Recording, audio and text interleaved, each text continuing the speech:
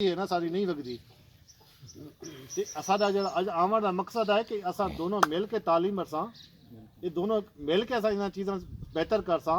उस तो बाद ये सारे छोटी छोटी चीज़ें बेहतर हो सन। और अगर ये बेहतर जनाब ना शुरू कर देता तो शायद मैंने इतने चेक करने आने की जरूरत ही कोई। मैं एक और तुम गल कर था इस बन पहले तुम क्लियर किया तो जहन चौनी चाहिए। मैं एक पिछले इलाके गया इं जो बंदे गल की बंदे जो कितना इशू को ना थे 50-60 बंदा उसी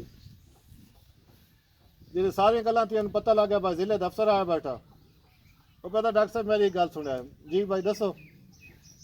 3 साल तो थोड़ा कोई बंदा मेरे को नहीं आता पाया मेरे घर वैक्सीना नहीं करेंदे कुछ भी नहीं करेंदे मेरे 20 बकरियां मार गया फलान थी गया ढिंगान थी गया इतनी गल्लां शुरू कर दिया। मैं उन्हें पूछा बच्चू इतना बड़ा हाजी है तू इतना बड़ा अमीर है 3 साल तक नुकसान उठाने रहा तो किसी एक अस्पताल तक कैसे तक गया नहीं जी किसी डॉक्टर बैठे फीसन गल की नहीं जी किसी दफ्तर लगा गया नहीं जी।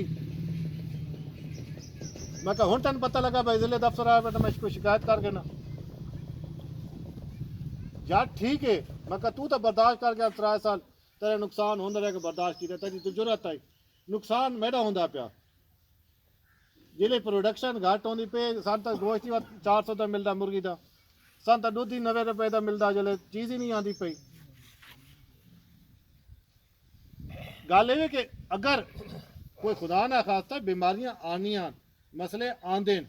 कोई इस कदम की चीज़ है तो ये नहीं कि तुम पहले नुकसान होंदा रहे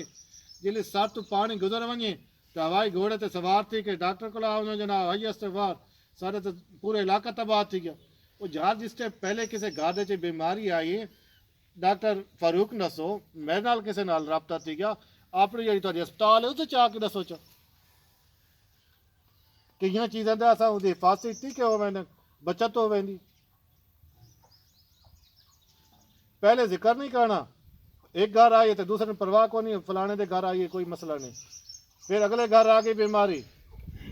इस तरह पूरा इलाका मुतासर हो सी उस तो बाद होश आ सी यार किसी ने दसना चाहिए मेरे बंदे सुबह शामी थोड़े मोटरसाइकिल थोड़े किसी न किसी खाते गुजरते पे किसी तक कोई गल ही ना पूछे सन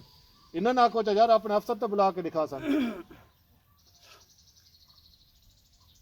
मकसद है कि ये सारिया चीज़ा इतनी नहीं हुई कई जाए तो होंगिया रहनिया और सारे भाई इस तरह बर्दाश्त करें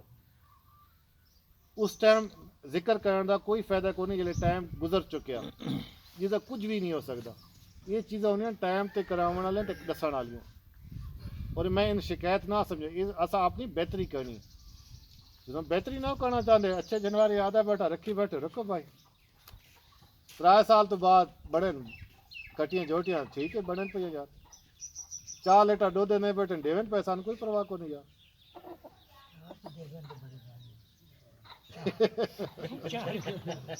हाँ ये मुर्गे ये सामने आ गए ये बीमारी आंदी है रानी खेत ही पूरा इलाका फारग थी वह मरन पे यार कोई मसला नहीं वो यार क्यों ना पूछते भाई क्यों ये मुर्गियां नाल क्या करा यार मैं किताब चाहिए मुर्गियां वाली मुर्गियां तो जिन्होंने शौक होने पूछना जी यार देखो ये जैसे मुर्गियां बैठे ना ये तो मरती नहीं।